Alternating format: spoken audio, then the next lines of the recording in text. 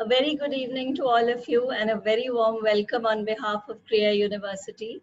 My name is Kanchi and I'm the Director Outreach at Krea. We would like to present to you today's webinar because social science makes sense under our Krea Engage series. The webinar is in conversation with Dr. Prithvi Datta Chandra Shobhi. Professor Prithvi is the Divisional Chair for Humanities and Social Sciences at Krea University. He's a social historian, a literary critic, and a political commentator. He studied history and literature at JNU New Delhi and received his PhD from the University of Chicago.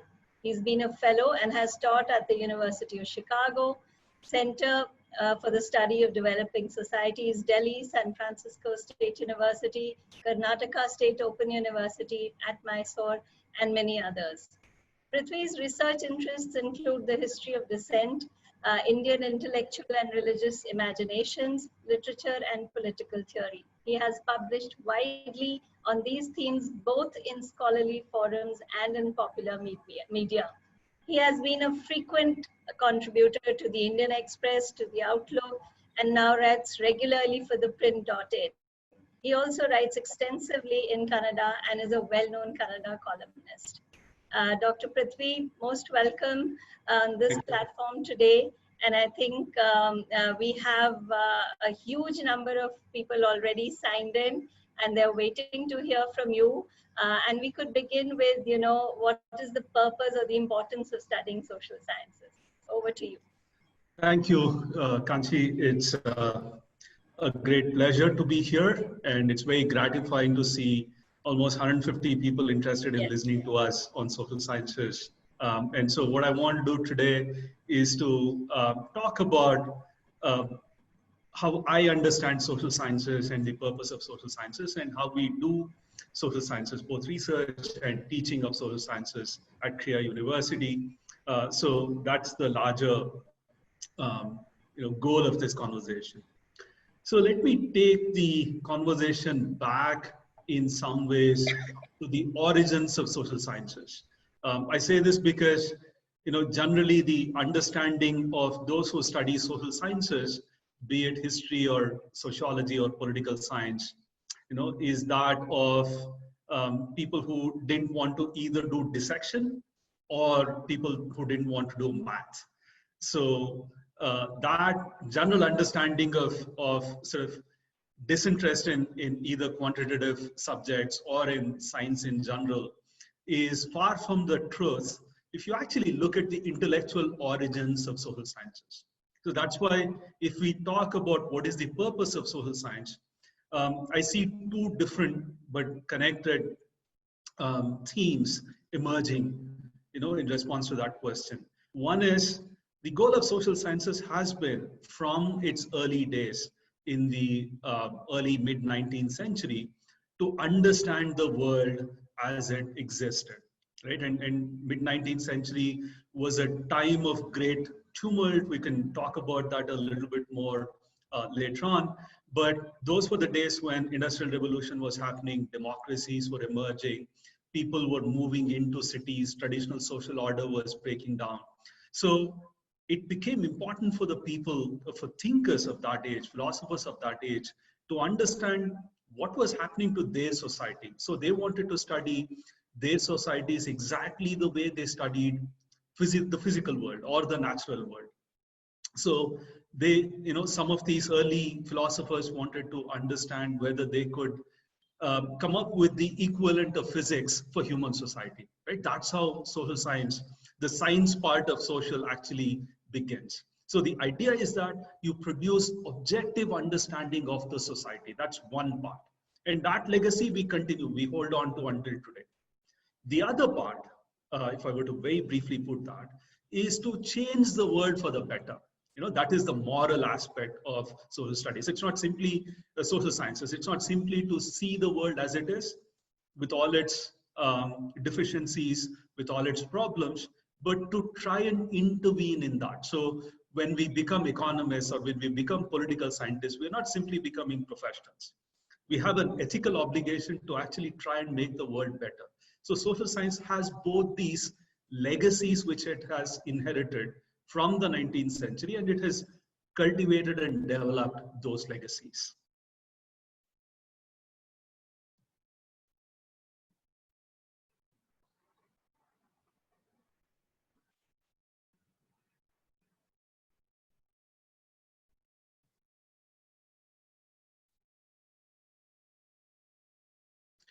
Kanchi, I think you're muted. Yes. Yeah. So there's a myth, and I call this a myth because I don't believe it, that social sciences is in a way the last resort for students who are not interested in maybe math or the sciences. Is that so? And what would you like to comment? No, it's not actually. I mean, I'm primarily my background is in history, and today the hottest field for research in history is ancient DNA analysis. If we want to understand how people moved out of migrated out of Africa, moved into different parts of the world, I can't simply do that through any historical sources. So you need to be good at DNA analysis. You need to be a good paleontologist. You need to know mathematical modeling a little bit. So if I have a history student, an aspiring history student, I'll tell him to also study biology, or also study one other, or chemistry or something, because it helps them to become better historians. So when I collaborate today for writing historical themes, whether it is medieval period, 15th century or 16th century South India, or ancient India or modern India, I would basically also collaborate with scientists, because they're telling me about both in terms of methods, research methods, but also about a variety of other things in really interesting ways. And that collaboration actually helps us to explain material conditions of life, the state of science and technology, the state of society, and so on and so forth. Even for something like art history, I need a chemistry person to help me to analyze dyes which would have been used for paintings, or technologies that they might have come up with in medieval ages. So this collaboration between science and social sciences has actually gotten strengthened in the last few decades, given some of the most important challenges, intellectual challenges that we face. For example, if you're thinking about climate change as an economist or as a political scientist, that is a challenge for which you cannot simply fall back upon only your discipline. For a historian also, how the world has changed over the last 5,000-6,000 years, our ecological zones have changed, directly depends on understanding of environment, understanding of ecological spaces, zones, and that knowledge comes from either collaborating with environmental scientists or by working us on those themes ourselves, wherein we are gaining those kinds of expertise basically. So otherwise, you're not actually making good contribution. So it is actually imperative to become really good at science, basic sciences, and in math, to be a better historian, to be a better political scientist, to be a better economist, to be a better sociologist today. Correct, absolutely. And so we can't really study subjects in silos anymore. Absolutely. We need to understand Absolutely. Yes. the overlaps and the impacts. We need to understand them. Exactly. But under social sciences, Dr. Prithvi, there are it's a mix of many different disciplines like Correct. history, geography, and so many more. Why do we really need so many specializations? Shouldn't we be studying social sciences as a whole? So this is again, become relevant as the world itself became more complicated. Our understanding of the world became more complicated since the 19th century. So imagine, just to give you an example from the sciences, imagine 17th century, and if you had asked somebody, for a reference to a physicist in the 17th century or in the early 18th century, you wouldn't have found anybody, because physics as we understand it today did not exist then, right? So natural philosophy was the broader domain under which all these scientific explorations were categorized. So now we have physics, chemistry, biology with multiple sub-branches within those sciences themselves. So this sort of, has become the paradigm under which knowledge has developed as we have understood more about, cosmology. Physics has added new dimensions and has begun to look at the study of the universe in very different ways.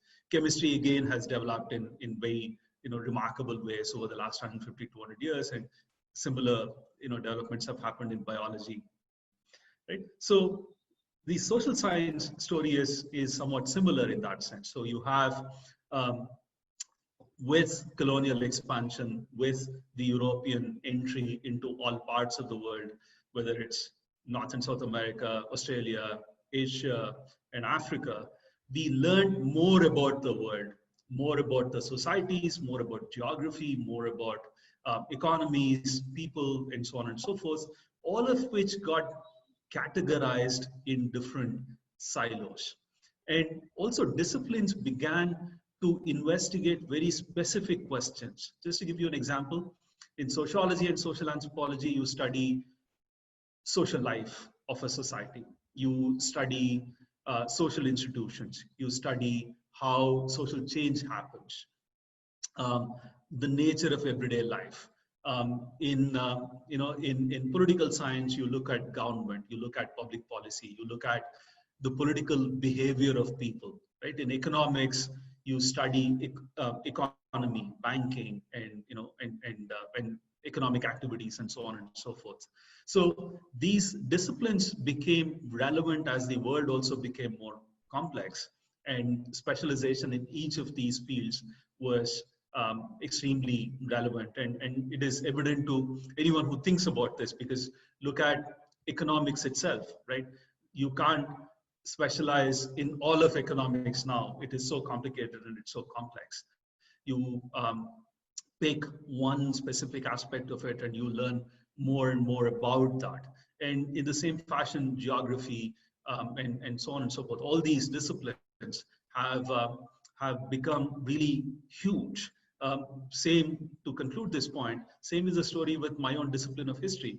I mean, history, we would simply think of until the 1950s, perhaps, as the story of kings and queens. And, all you had to do was to learn their names, their dates, some basic details about what they did.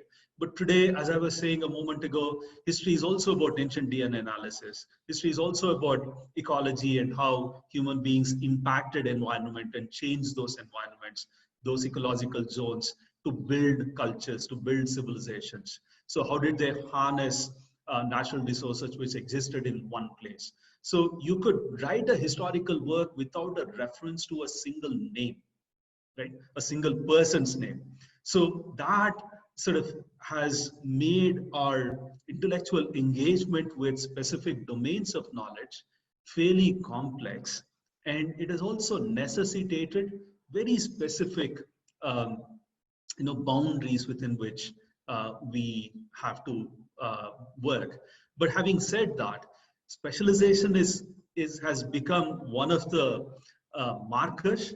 But at the same time, if you want to make good contribution, you should also know how to cross boundaries and when to cross boundaries. So that is actually a balancing act that we have been learning to do really well. Otherwise, you wouldn't survive. You wouldn't make good contributions.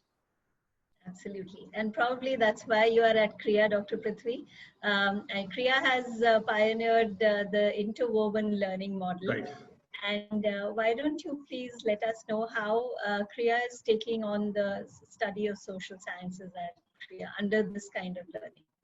Yeah, so I mean, so the interwoven pedagogy, interwoven way of learning is basically a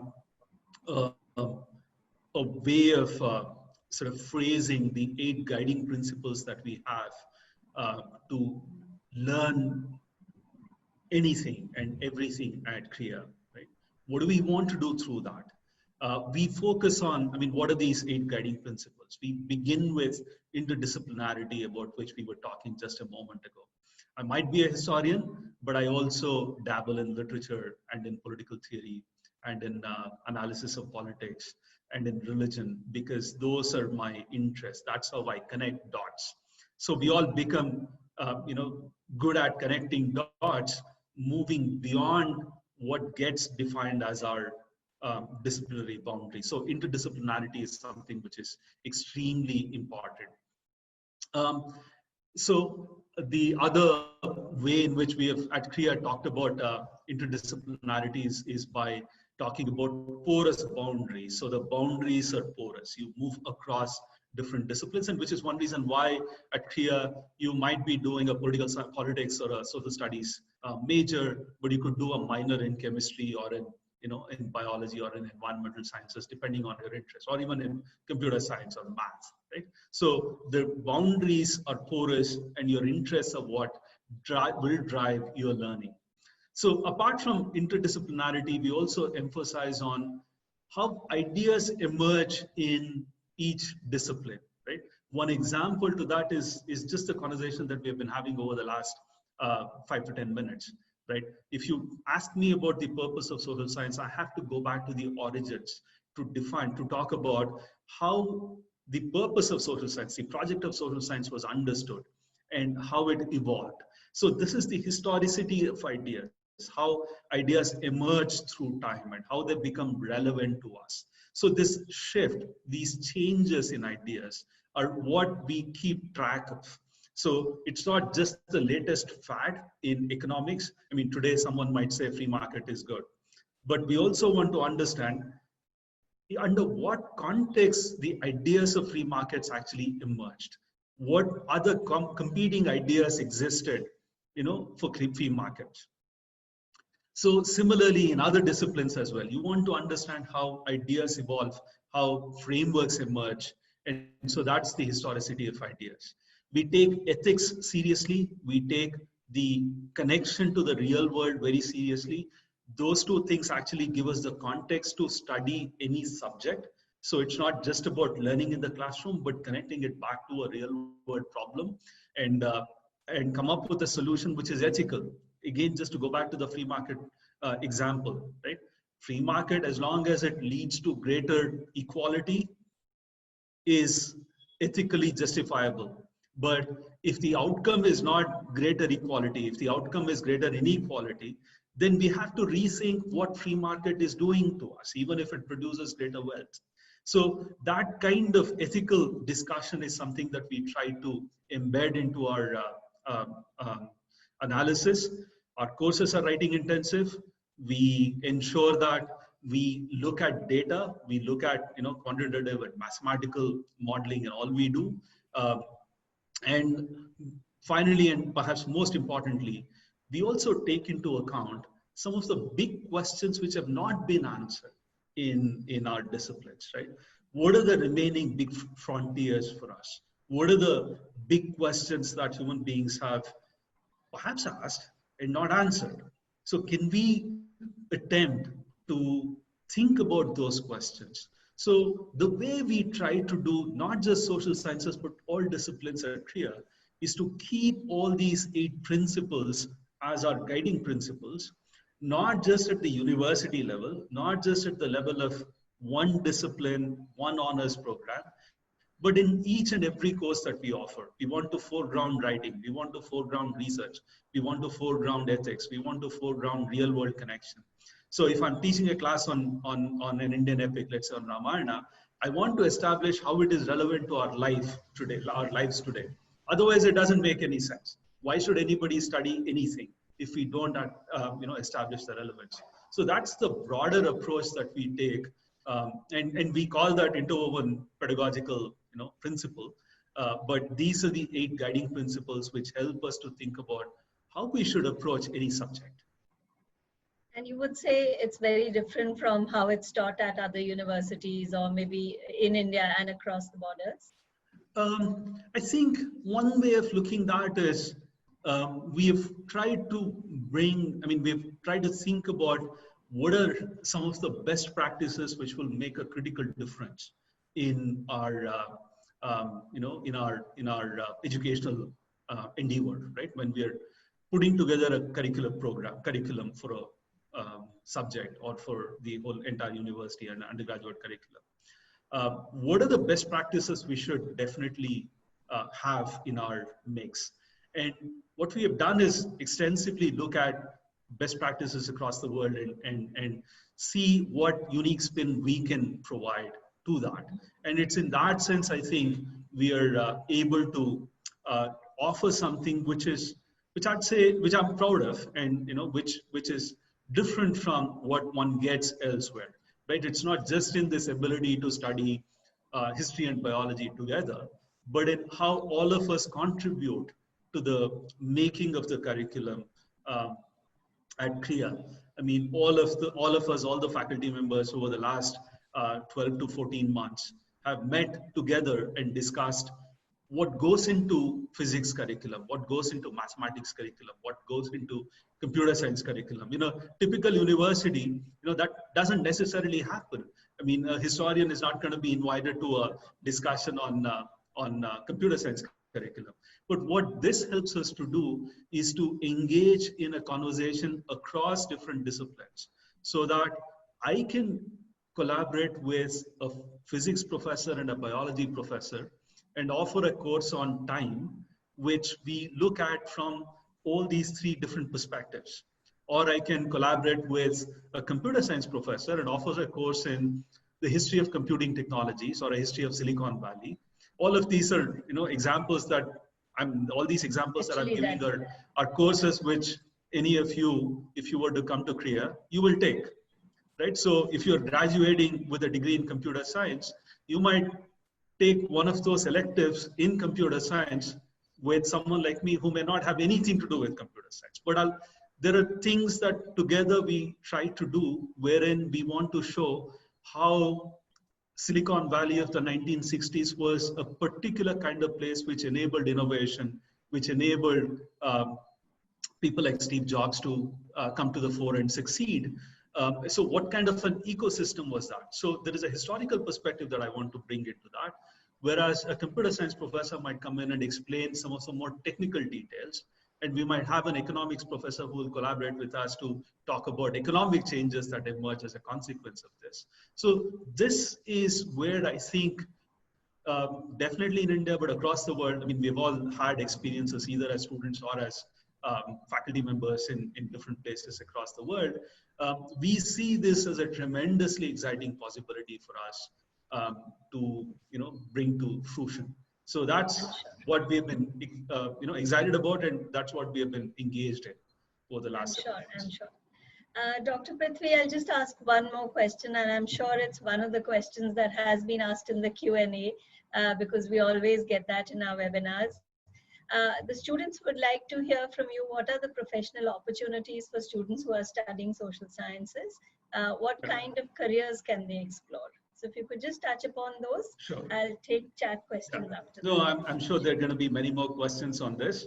And I mean, if you've actually paid attention to what we have talked about before, any of our audience has carefully followed the way in which we have talked about disciplines. It would give an understanding of the kinds of opportunities, the kind of possibilities that exist for somebody who might study social sciences at Krea. I mean, at Krea, we are right now offering BA majors at in several disciplines: history, social studies, economics, and politics. Especially geography, they want to know. In future, right? So, I mean, there are also, possibilities in, whether as majors or minors, as we move forward in urban studies and in other fields which are of greater relevance to today's world, right?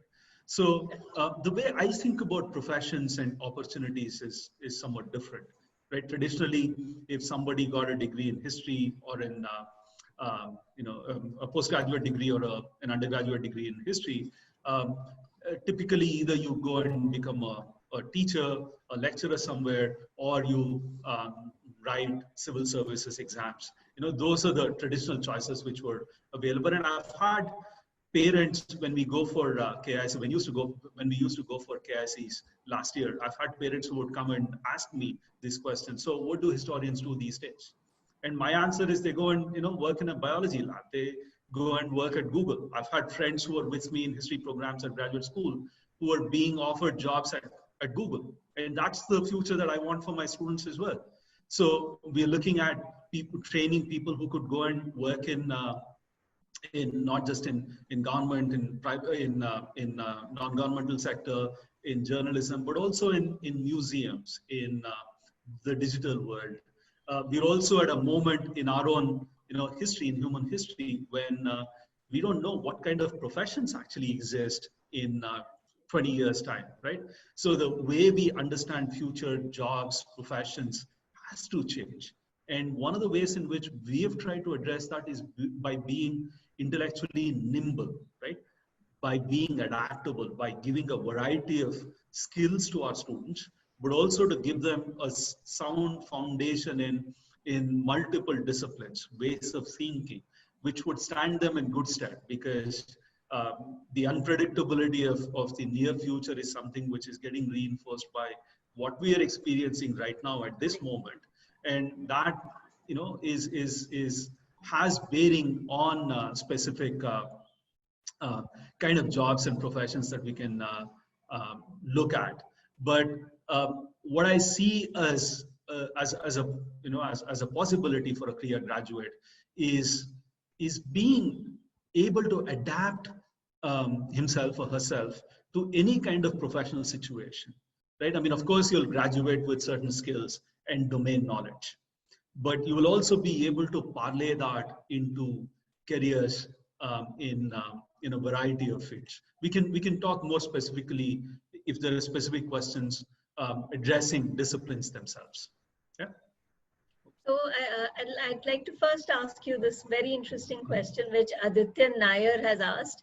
He's saying, what is fundamentally lacking in teaching social science when a significant number of citizens fail to understand the importance of history, they disregard environmental red flags, and have poor civic sense? And this could sort of extend, the scope of this question extends all subjects under social sciences. So, I mean, one of the problems that we have had, especially in India, in how social sciences have evolved, how they've been taught, they haven't actually engaged with global changes in those disciplines, especially in the last 50, 60 years. There are some islands of excellence insofar as universities are concerned. So, for example, if you studied at Delhi University or Presidency in Calcutta, or Calcutta Jadavpur University, or in Delhi University, you can make a list of 5 or 6 universities in India where you would get a good education. But somewhere in the 1970s, this connection which existed between disciplines as they are conceived globally and how they were seen in India, that got broken down. So what is the consequence of this is, history remained this subject where you tell the stories of kings and queens. Whether it made sense or not, that's what our students have been studying for the past 50, 60 years. So many of us, when we were finishing our undergrad and graduate, MA master's programs in the late mid 90s, if we wanted to get a good education, our only option was to go and, even a good training in any of these disciplines was to go abroad and study, right?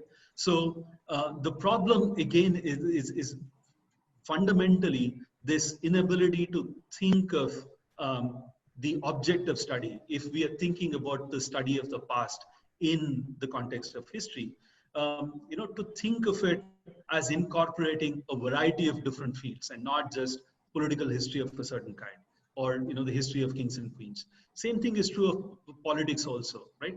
You have to be intellectually nimble and incorporate the new kinds of challenges, and which would provide the relevance for those subjects. So that hasn't happened in most of our social sciences.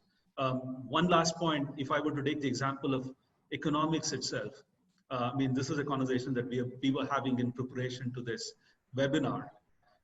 Economics requires world over study of math, econometrics, but you could get a degree in economics, an undergraduate degree and a postgraduate degree in economics in 97, 98% of the university without having any exposure to maths, without solving a single problem, right? By doing no maths. So you become obsolete. You can't enter into a conversation with people who are doing serious economics, because a lot of what they propose, a lot of knowledge that they produce comes in the form of economics, comes in the form of mathematical formulas, right? So if you can't enter those domains, then you're completely lost. So that has become a problem in all these domains. And also, all subjects are becoming increasingly very computational. It's not just True. the social sciences, True. even the so-called humanities subjects and the arts are becoming computational. Yeah. So I think it's a great idea for kids to understand all subjects and to be introduced and exposed to a variety of disciplines. So I mean, that's one of the reasons why we have a core and skills curriculum in the first year, where we try to provide a broad-based understanding. But that's another topic for another day. So Shobna wants to know how can we make education socially inclusive in a classroom? That's a great question, right? Two things that we have tried to do. We have tried to make the classroom itself quite inclusive through our admission policy. I won't go into that, but except to say that our class, we try to make it as representative of India demographically, right, as possible. We make a sincere attempt to do that. But in addition to that, right, the themes that we choose for discussion in our classrooms, right, that's where the courses that we want to offer in our social science curriculum, it is driven by an up-to-date understanding of our contemporary world, right? If 350 million people in India are going to move into the cities over the next 20 years, in the history curriculum, in the politics curriculum, in the social studies curriculum, we need to have courses which discuss urbanization. That is the great need of our time, to know what has been, what are the ways in which people have built cities? What are the different ways in which they have lived in cities? Because we are trying to figure out in our modern cities how to live with each other. What are the kinds of solidarities that we need to form? I mean, that comes across even in the current crisis of migrant workers who come from North India, live in unlivable conditions, creating infrastructure, serving all those people who live in the city, making our lives better, but they live in completely invisible life, right? So to come back to my example, we want to ensure that these kinds of issues, which are extremely relevant today and for the immediate future, for the next 20 years, 30 years, which will contribute the first, half of your first block of your working life. We don't know how long you're all going to be working, right? So urban studies, for instance, focusing on cities, focusing on climate change. I mean, these become sort of imperatives for us to introduce in our curriculum. We can't simply remain silent about all these kinds of important developments that are happening amidst us. We can't keep going back to the old courses that we were teaching 20 years ago, 25 years ago, or we learned when we were students. So that intellectual nimbleness, which I've repeated a couple of times, is something which will be a hallmark at Krea. We will constantly come up with new courses. It's not going to be the same set of courses that everybody will do for the next 10 years. We'll keep changing electives. We'll keep revising our curriculum even in our required courses. So that will be our approach. Connect with the real world, but also have an understanding of how people are thinking, how knowledge is generated in all these disciplines, and bring that together, right, to the classroom. And one last thing, if I could, add one other point, which I touched upon in my discussion of interwoven philosophy, but this focus on research. We want, all our governing council members have constantly been talking to us about this. and Kanchi also would have heard this from them, right? That we want to encourage this culture of research from the undergraduate level itself. Research is not something that you do in PhD or when you're finishing up your master's. At Krea, we want you to start thinking about research in your the moment you start your study of your discipline, of your major. You'll do a capstone thesis, and then if you stay back for a fourth year, you'll do additional research. So that is how I think we will try and bring in how knowledge is being produced in different disciplines and integrate that into classroom discussion from the first course you take in your discipline. So there's a question, Dr. Prithvi, which has been asked on almost all our webinars, and all our faculty has tried to answer it. Avinash wants to know how to convince parents to let their children choose the subject of their choice and not force them to take out just sciences or commerce. So it's a struggle, and I mean, in one sense, the great luck, the great privilege that I've had in my life was my parents never told me what to study, and they never told me to stop studying so that I could stay in grad school until my mid-30s, it's a difficult question, and it's a difficult challenge, and we see even in I mean, even when you speak of sciences, it's certain disciplines in sciences, right, which provide professional opportunities. I'm not sure how many people actually, how many parents would actually allow their children to study physics and chemistry, or, I mean, basic sciences, right? So if it's computer science, that's a different ballgame. One response that I have as a Krea faculty member is that we are actually in some ways thinking of our disciplines in very different ways. So I mean, I've kept coming back to this theme again and again and again. So when I talk about history, it's not the conventional history that we have discussed or we have understood so far. When we talk of politics or when we talk of social studies, we haven't actually conceived of these disciplines as typical social science disciplines. So we have kept what is understood globally by these disciplines in at one level. We've also thought very consciously about professional lives, and so that justification can only come from us, someone who is speaking for Krea on behalf of Krea. My only invitation is to say, look at our curriculum when we release a course catalog in a couple of months' time.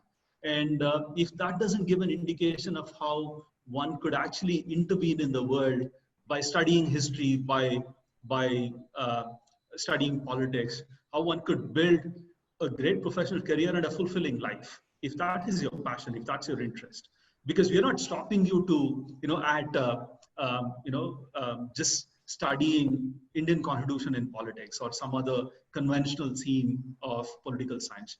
We are pushing you to learn a lot more. And that will be, a way of combining what we need to know in order to be effective contributors in the outside world. It doesn't matter which major you take. And even computer scientists, I'm hoping, will get something from our literature offerings, which will make their, whatever algorithms, whatever coding that they do, not just look beautiful, but also imbue with an ethical sense. So that's the way in which we are actually thinking of disciplines themselves.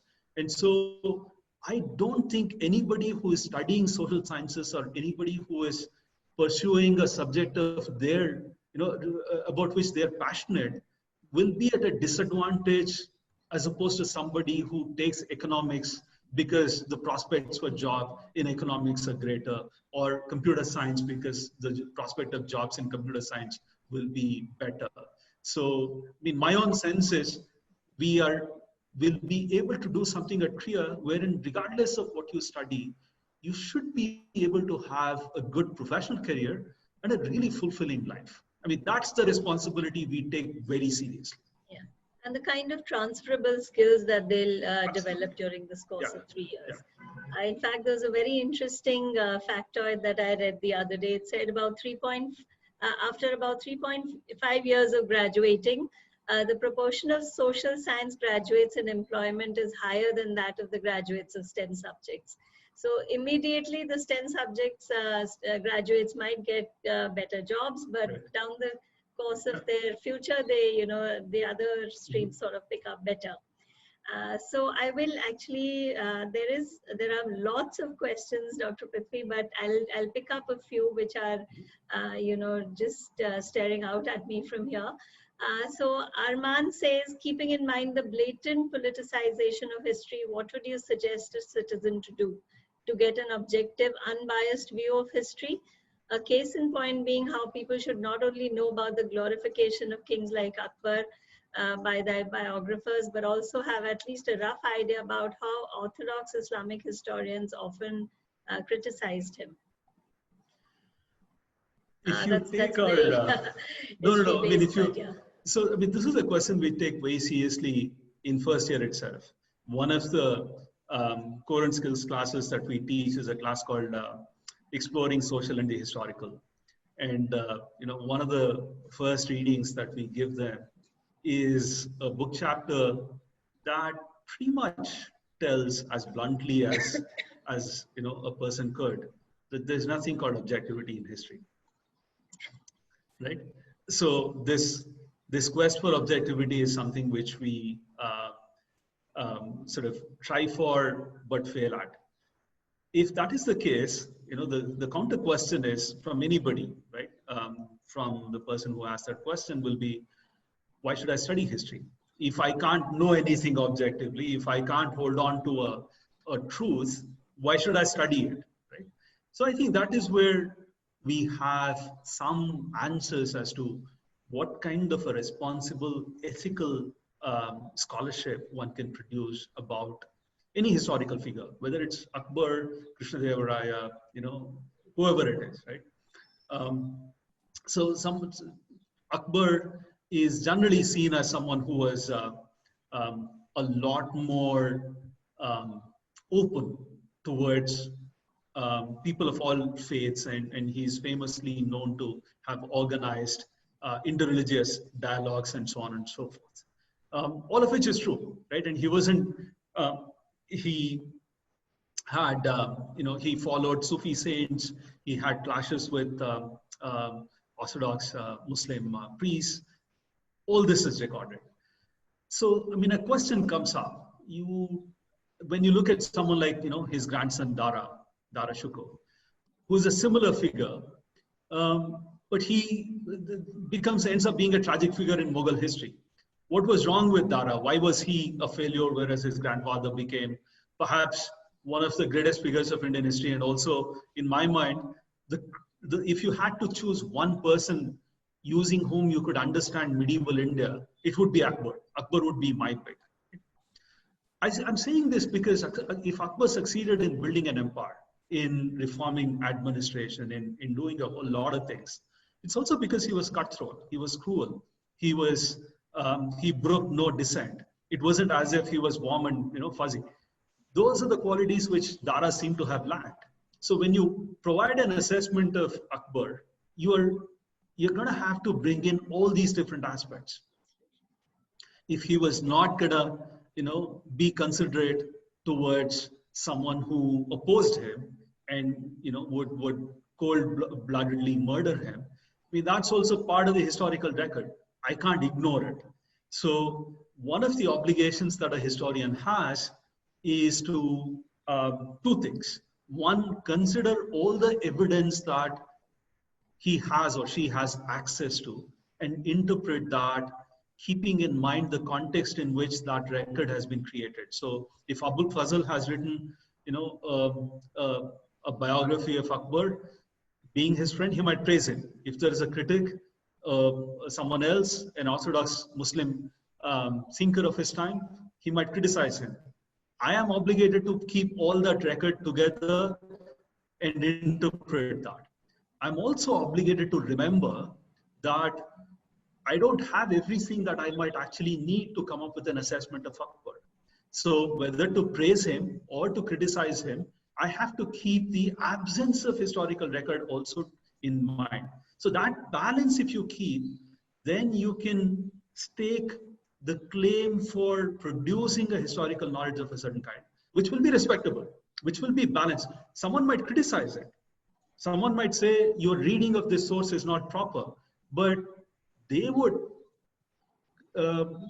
agree that a honest and fair effort has been made, and it is a professional effort. So that is what we are aiming for. I'm not saying I'm gonna recover the absolute truth about Akbar or about Krishnadevaraya or about any other person who lived in the past, Gandhi, whoever it is. But you can make a fair effort, and there are certain parameters within which you can actually attempt that. So that's what you have to aspire for.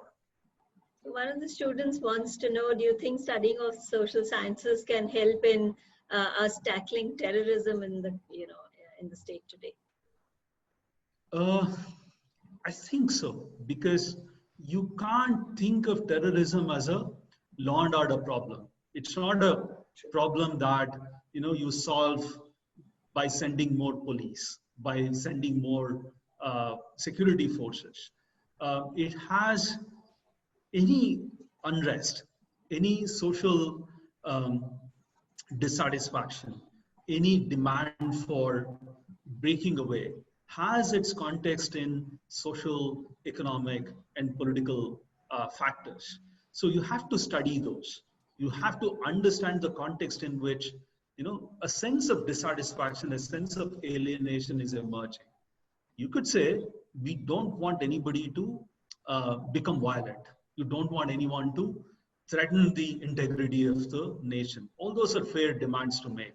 But on the other hand, you also cannot say if someone is unhappy, whether that person has picked up the gun or not, that you won't address the source of that unhappiness. And the way we do that is by studying the social context, the economic context, and the political context of that. And that is squarely, it falls under the purview of social sciences, and we need more research, more thinking along those lines. So there are some students and I think teachers in the audience, and a lot of questions around how social science is being taught at school level in Cambridge and CBSE. They want to know if you have any particular views around that, and why are they not given the kind of importance that sciences or mathematics are given? I think it is partly because of the professional prospects, aspirations. I think in most of in the last 30, from my generation onwards, I've seen this. Most of the smart kids, intelligent students gravitated towards science subjects, and it also so happened that they were intellectually more rigorous. The tragedy of social science education over the last 30, 40 years in India has been they've lost that rigor, they've lost that seriousness, they've lost that, punishing. If you look at, just take this factoid, in civil services exams, a lot of people take history as their optional or public administration as their optional. And most of the ones who do well, who secure, who actually get qualified and join the civil services by taking these subjects are not graduates in history or in public administration or in political science. It's actually the doctors and engineers who are taking history and scoring more in history than history students or history graduates. Why is that? My own simple answer is that, our social science training has not been rigorous enough. It's not been, in some ways, I don't want to say difficult enough, but that challenge that you put through a student, either in terms of studying or in terms of challenging their intelligence itself, provoking them to think, provoking them to read more, and integrate what they learn from these subjects in ways that we have been talking for the last 45, 50 minutes, into other science subjects, right? So that hasn't happened. So today, if someone is interested in historical subjects, they gravitate towards paleontology. They'll gravitate towards some of the science subjects, biological sciences or life sciences, something which will give them an access, an entry point into studying those, rather than any of the social science disciplines. So that is where I think we're failing. I mean, this is not to claim that I'm an expert on any of the school boards. I try to sort of look into the curriculum and see and try to find out what goes on, because it's also part of our professional responsibility.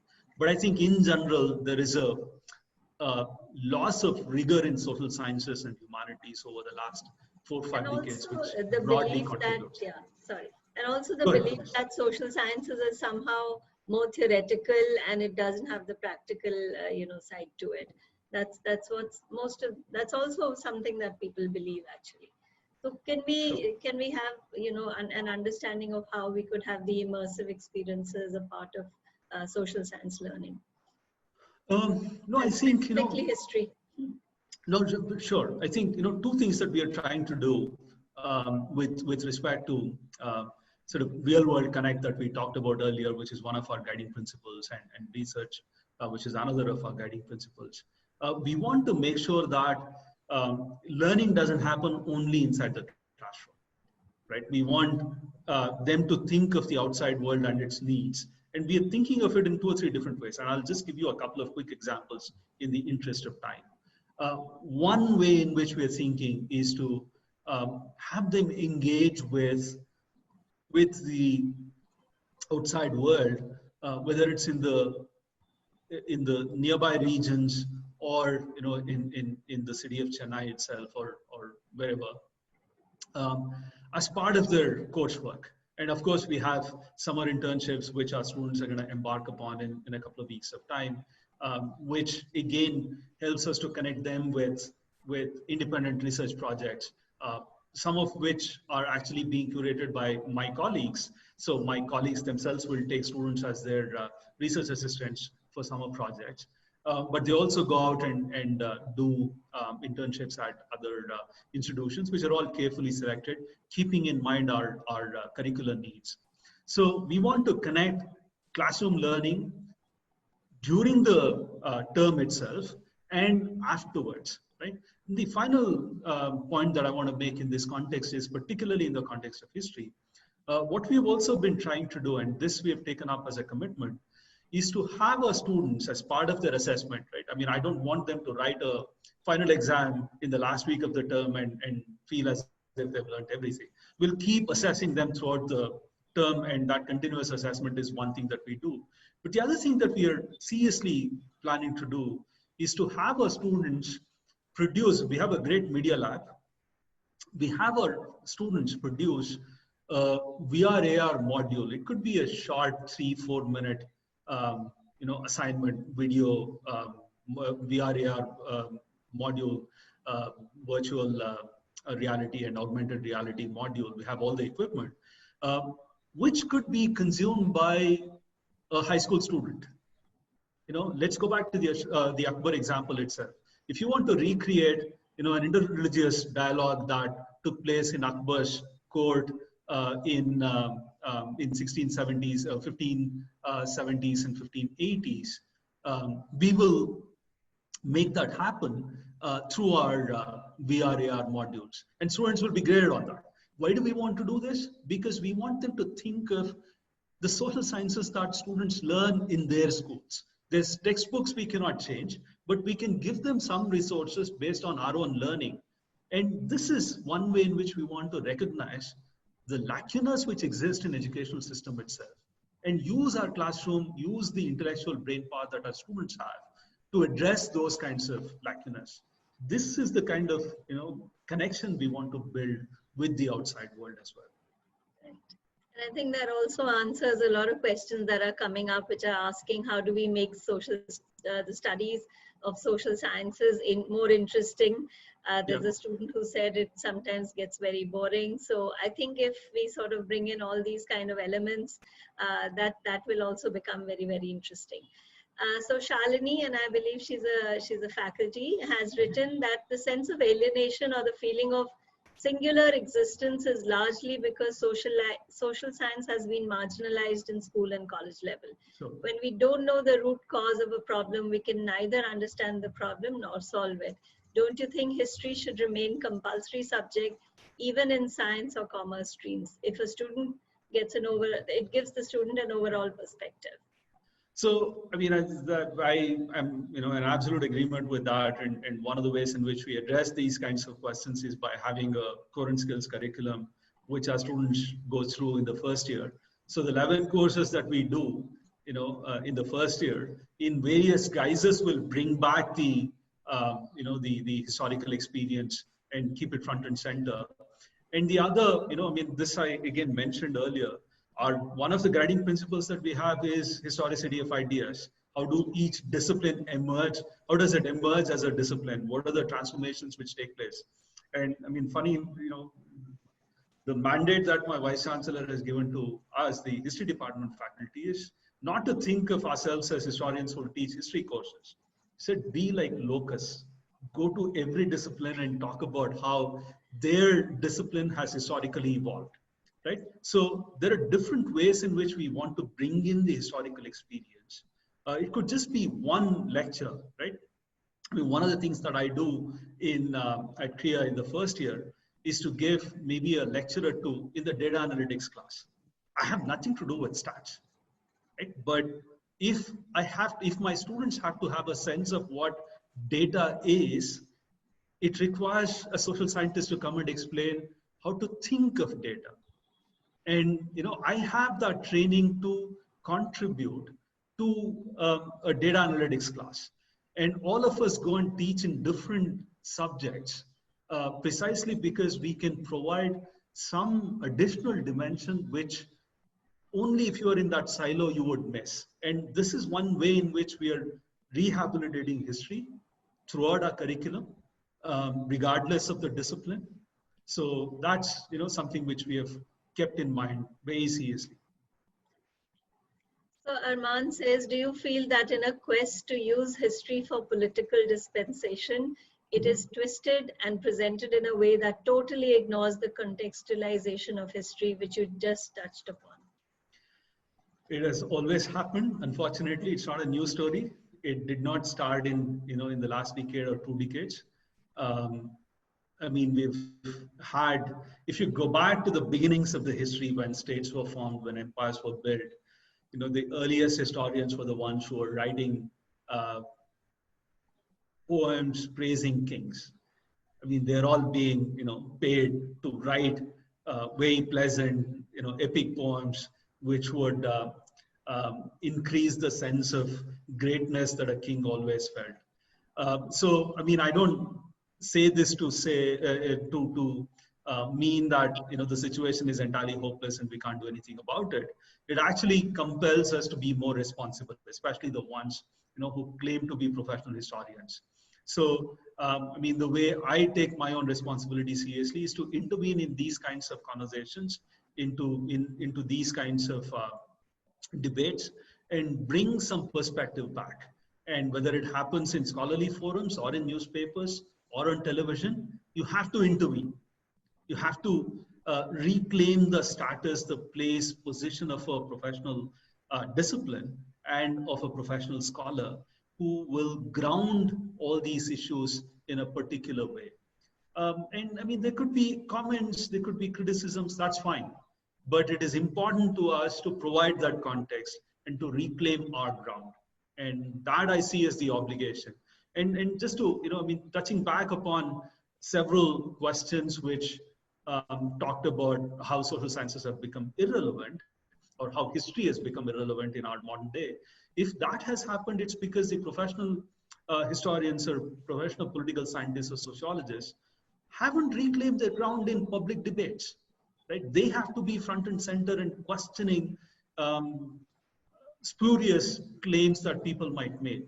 So unless as scholars, we also are firmly in the public eye making these arguments, our disciplines won't get the the prestige or the relevance that they deserve in public life. That, is something that we are very conscious of. Absolutely. So Naresh wants to know that, sir, do you think private publications control curriculum designs in India? I think the concern is that it's not academicians, but publishers who are controlling it. What do you think? Fair point. I think again, it is one of those weaknesses in the system that we as faculty members have allowed to happen. At Krea, we design all our classes. None of our classes are designed based on textbooks which are available. And the critique is absolutely valid, but the only way we can address that is by thinking of what is relevant and be nimble and change your curriculum frequently. Just because a book got printed, it can't be the justification to keep teaching that. So what is relevant today, what is necessary today, you bring that to the focus and build your curriculum around that. So, I mean, we have a commitment, our commitment is not to fall prey to such trends. But unfortunately, it is true in many places. It's also partly because you don't get the kind of good training in social sciences and humanities that is necessary to become good teachers, right? The kind of training a graduate student will get while doing a master's and a PhD program in America, that training towards teaching is not given. Junior faculty are not mentored in the same way in the Indian system. So all these contribute to this situation. So those questions are being repeated, I know, but the teachers want to know if you could tell them about some interactive strategies to bring into their classrooms to make social sciences more interesting. Also, one question talks about how students who just come into social sciences because they couldn't get into the science batches. So how do we make it more interesting for them and get the best out of the class? No, I think it's a great challenge for any of us, and it doesn't get easier because we don't have good resources that we should be using. Let me sort of try two different things, share two different strategies that I've tried in my own curriculum in the past, in my own classes in the past. I think it helps to have a clearly defined set of courses while we are preparing lesson plans for every week, for every class if possible. So if you have a question or a set of questions that might guide the discussion in a particular week, that helps, I think, to hold the attention of students. And the second is, again, this takes us back to the textbook issue. Right now, I think there are also so many resources which are actually fabulous and which can be used in classes. One of my favorite examples is, if you look at the Metropolitan Museum of New York website, they have a virtual museum. They have a fantastic set of resources for teaching art history. They have, I think, around more than 500 short essays on various aspects of global, art. And they sort of have these essays, they've gotten these essays written based on their collections themselves. So, for instance, there is an essay on the life of the Buddha, on Buddhist art, for instance, right? If you want to teach a class on Buddhism, or if you want to teach generally on Indian art, I usually go and pick about 20 odd essays, which are there, 25 or 26 essays that are there on Indian art, on the art of Bijapur, for instance, or on Mughal paintings, Mughal miniatures, and so on and so forth. So the way it helps us to do is the writing is better, it's more focused. The end essays themselves are fairly short, 1200 to 1500 words. They're easy to read, and there are also great timelines, maps attached to those essays, and there are really nice paintings, art, artifacts that the museum itself possesses. So together it becomes a really interesting resource as opposed to the classroom textbook that we typically use. So, and you have hundreds and thousands of such resources these days, which you could leverage, which you could introduce into your classroom activity itself. That, in a sense, sort of holds the attention of students to a certain extent.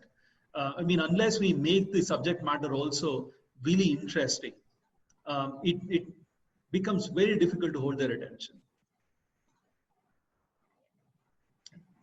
So a lot of questions around school curriculum, and I think that's also because there are a lot of teachers here in the audience. Arman has another question for you. He's saying, in lieu of implementing theory to practice, do you feel certain political concepts like nationalism have been anchored in a vocabulary which has made them lose their credibility? As a corollary, do you feel concepts which become controversial in the recent age, like secularism, need to be anchored in a vocabulary that redeems and consolidates their credibility? Again, something we try to do in the first year courses. I mean, we have modules on secularism, on nationalism itself, because these are, not questions we can ignore. I mean, the problem that Arman identifies is absolutely valid, and it's, he hits it on the nail. So, I mean, I'm entirely in agreement with it, with his point. But we have to again make our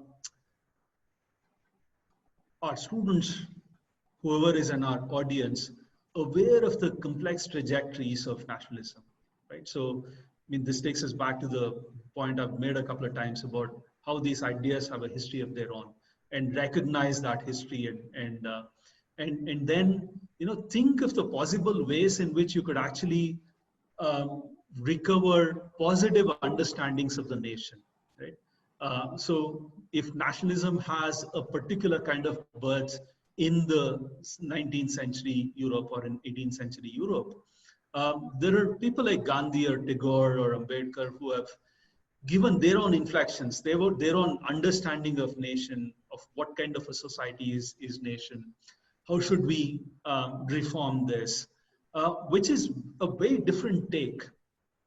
And so what we have tried to do at Krea is to, even while discussing something like nationalism, whether it's in a basic first year course or in a course on nationalism itself, is to recuperate, is to recover all these multitudes of understandings of nationalism, whether it comes from 19th century Japan or early 20th century Japan, or from Europe, or from India, or from 1960s Nigeria. You bring all those understandings and see what is an ethical way of thinking about it, what actually leads to a humane universe, a humane society. That, sort of ethical undergirding of our conversation is what we try to do, what we want to do. So it's not simply about some dry discussion or some politically heated discussion of who is right, who is wrong, but to bring it back to a sense of what actually helps us to build a better national society, to build a better nation, where there are forms of solidarity which people find enriching, from Kashmir to Kerala, from Assam to Gujarat, right? So those are the kinds of exercises that we would like to undertake. I'm going to take one last question, Dr. Prithvi. I know you've been speaking for over an hour now, but we can't ignore this. This is Sai Balaji. He's a student who's going to join our incoming batch. Welcome. And he attends almost all our webinars. He's saying, he says, what do you think is more beneficial, specializing in an interdisciplinary major or in a single discipline? Great question. I think it depends on your intellectual interest. And we ourselves have been thinking about this, because if we offer an interdisciplinary major, right? I mean, you could take social studies or environmental studies as an interdisciplinary major, or you could study politics or physics as a regular independent major. Right? You can do a major and a minor combination. Will that lead to better education? I think each of this I mean, while debating all these issues, especially over the last few months, because we are beginning to advise our second years or incoming second year batch on what majors to take, what will be the kind of coursework that they'll do, what will be the approach, and so on and so forth. So we've been ourselves preparing to answer some of these questions. And in my own mind, with even my colleagues, we've asked whether it is, what is the benefit of doing a major minor combination? What is the benefit of doing an integrated major where you study more than one discipline, right? Or a joint major where you might study two disciplines. So I have specific answers to those, but those specific answers will depend on the student per se. So what we try to do is to evaluate the intellectual interests of student. What does he or she want to do? Where do they see themselves in the future? And based on that, we would advise specifics. But our own commitment is, regardless of what option you choose, we want to ensure, when you graduate Krea, you will have equipped yourself in the form of one or two disciplines or three disciplines, but a whole bunch of transferable skills, as you said, and professional capability, to survive in the outside world. So that commitment, that promise we make, is something that we hold, dearly, and we feel committed to that. Prithvi, I think we might have time just for this one last question that's just come in. It's from Tanya Roy. She's a teacher at Calcutta International School. She's saying, in order to make history more connecting, do you think that there should be a radical change in the syllabus? Also, students are able to, so that they're able to connect it with current affairs, and that would make it much more popular. I think, you can't argue against that question, right? I mean, you have to establish the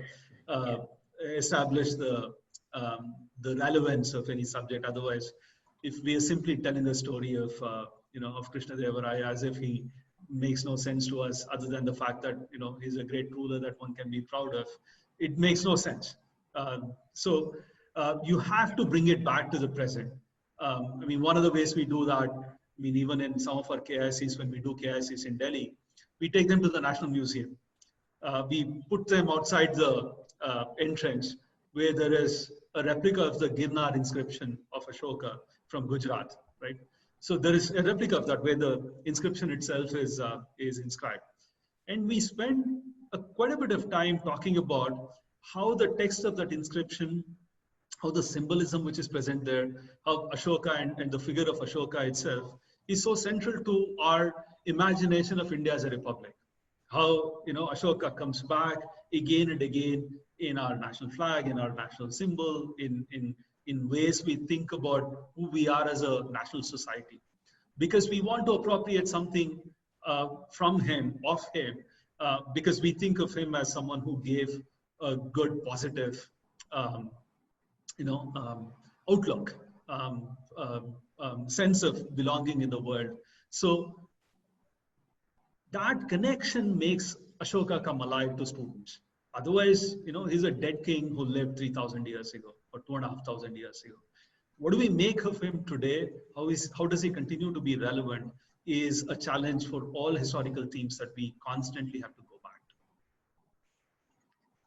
Thank you. Thank you so much, Dr. Prithvi. From you today, we've learned how social sciences provide fascinating insights into the everyday life of our communities, families, our workplace, and of course the moral obligation to make these better places, and also how students can develop a wide range of transferable skills, and how many career options this would open for us. And I think that should answer almost, if not almost all the questions that came up to us today. But we will share the Q&As with you, and in case you want to, you would like to reply to any particular question, we could always send it back to where the query came from. So thank you so much, and thank you to this wonderful audience for being with us for over an hour now, and it's been a wonderful conversation. Thank you so much, and a good evening to everyone. Thank you all.